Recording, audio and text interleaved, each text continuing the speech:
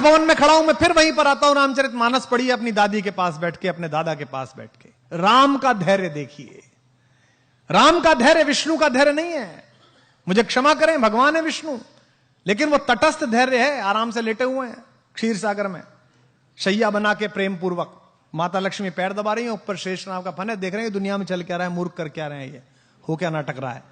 राम का धैर्य तो जीवित रहते हुए उसी व्यवस्था का धैर्य है। राम को प्रोवोक करने की एक हरकत दुनिया नहीं छोड़ी। पुत्र के रूप में सोचिए वो लड़का कैसा होगा, वो व्यक्ति कैसा होगा जिसका राज्याभिषेक होना जा रहा है और एक सेकंड में पता चला कि वन चलो कपड़े उतारो, अब ये वलकल पहनो, पत्नी को लो और निकलो। कितना कठिन समय। लेकिन राम राज्याभिषेक होगा, मैं राजा बनूंगा, इस पर प्रसन्न नहीं है, और मुझे वनवास मिल गया, इस पर दुखी नहीं है। यही राम होना है, यही राम होना है।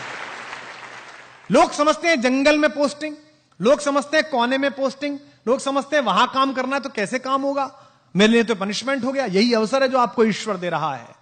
दशरथ के पुत्र राम जब तक अयोध्या में रहे युवराज राम कहलाए, श्री राम कहलाए, और जब जंगल जाकर लौटे तो मर्यादा पुरुषोत्तम भगवान राम कहलाए। इस पूरी यात्रा ने उन्हें भगवान बनाया, इस धैर्य ने उन्हें भगवान बनाया, और अद्भुत धैर्य है उनके पास। उनका अपमान करके कोई चला जाता है, वो धैर्य के साथ मुस्कुराते रहते हैं। उनकी पत्नी का हरण हो जाता है, उसके बाद भी वो धैर्यपूर्वक पूरी व्यवस्था करते हैं। और एक बात सोचना आप सब लोग, राम, मैं अक्सर इस बात पर बहुत अंदर तक थ्रिल रहता हूं। राम अयोध्या से चले, उस समय का सबसे बड़ा खानदान था वो। हिंदुस्तान में जो कुछ भी बड़ा था उन्हीं क्या पैदा हुआ।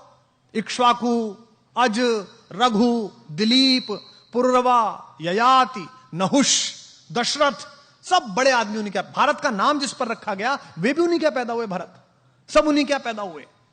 लेकिन उसके बाद भी जब राम एक वलकल पहनकर चले तो रास्ते भर में राजाओं को भी तो पता चला होगा कि भाई दशरथ का लड़का जा रहा है, वो भी तो मिलने आना चाहते होंगे। राम उनसे सहायता भी ले सकते थे।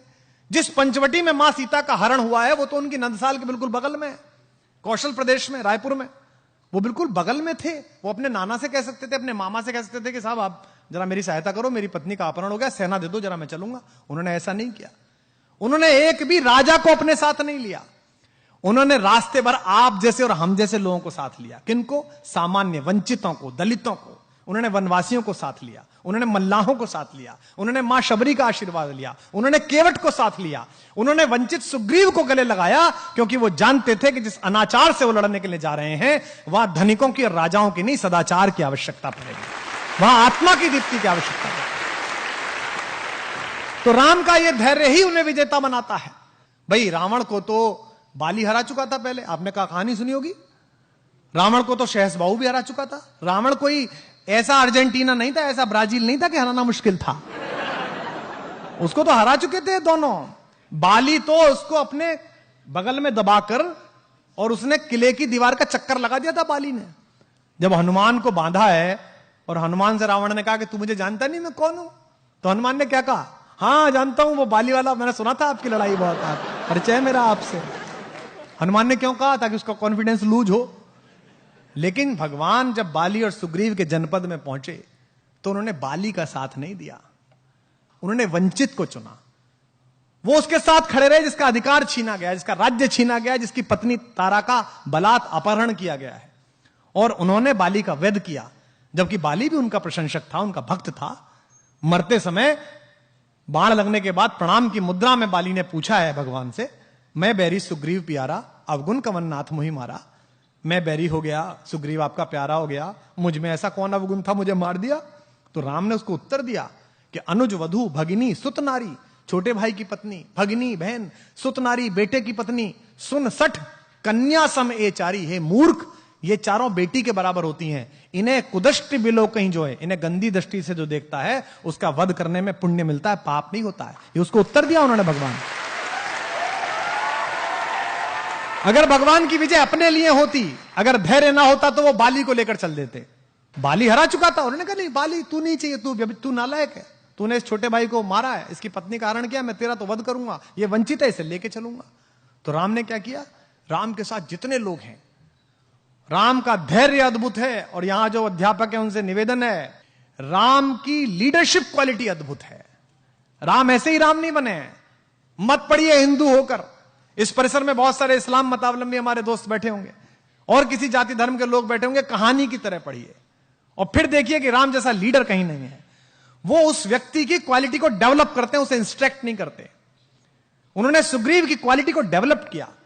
एक ऐसा डिप्रेस आदमी जिसकी पत्नी का हरण हो गया, जिसका राज्य छीन लिया गया, भाई ने लात मार के भगा दिया, उसको उन्होंने कल्टीवेट किया और सुग्रीव महारथी के रूप में बना। और उस युद्ध में सुग्रीव की महत्वपूर्ण भूमिका रही। जिस समय हनुमान लंका के लिए रवाना हुए, आप रामचरितमानस पढ़िए, अध्यात्म रामायण पढ़िए, श्रीमद् वाल्मीकि रामायण पढ़िए, कंबन की रामायण पढ़िए, कहीं नहीं लिखा हुआ कि उन्होंने हनुमान से क्या कहा कि तुम क्या करना। आज हम कितने फ्रस्ट्रेटेड हैं। आज हम लीडरशिप डेवलपमेंट की बात करते हैं, हम ड्राइवर को एक जगह भेजते हैं सामान लेने के लिए, 5 बार बताते हैं उसे, क्योंकि हमें उस पर भरोसा नहीं है। हम उसकी लीडरशिप डेवलप नहीं होने देना चाहते। राम लीडरशिप डेवलप करते हैं। राम ने हनुमान को नहीं बताया कि तुम्हें वहां जाके क्या करना है। उन्होंने कहा बस जाकर देख कर आओ कि सीता कैसी है, कहां है, और उन्हें आश्वस्त करके आओ कि मैं आऊंगा। 2 बातें। इसके बाद का जो पूरा घटनाक्रम है, छोटा सा रूप बनाना, अंदर जाना, लंकिनी को मारना, मां सीता को वो मुद्रिका देना, फल खाना, खुद ही गिरफ्तार हो जाना, आग लगा देना। आग लगाना मतलब वो राम का विजिटिंग कार्ड दे के आए। हाँ, मतलब बता के आए वो कि जो आ रहा है हम उसका कार्ड है। मैनेजमेंट का बेस्ट उदाहरण है हनुमान। एम्प्लॉयर का 1 रुपया खर्च नहीं कराते वो, 1 पैसा नहीं। भगवान ने कहा कि वहां जाओ, खुद ही टेक ऑफ, खुद ही लैंडिंग, और सारा पैसा हनुमान का, उसका रावण का। भाई हनुमान जबरदस्ती गिरफ्तार हुए स्वयं में देखने के लिए कि कौन है, तो कहा गया भाई इसकी बानर को पूंछ से बहुत प्यार होता है, इसकी पूंछ पे कपड़ा बांध दो। कपड़ा किसका? रावण का। बोले इस पे तेल लगाओ, तेल किसका? रावण का। जली किसकी?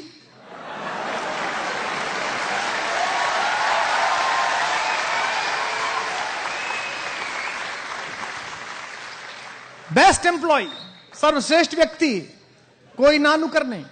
भगवान राम के जीवन में जो 2 कठिन समय आए, उन दोनों में उन्होंने पार लगाई।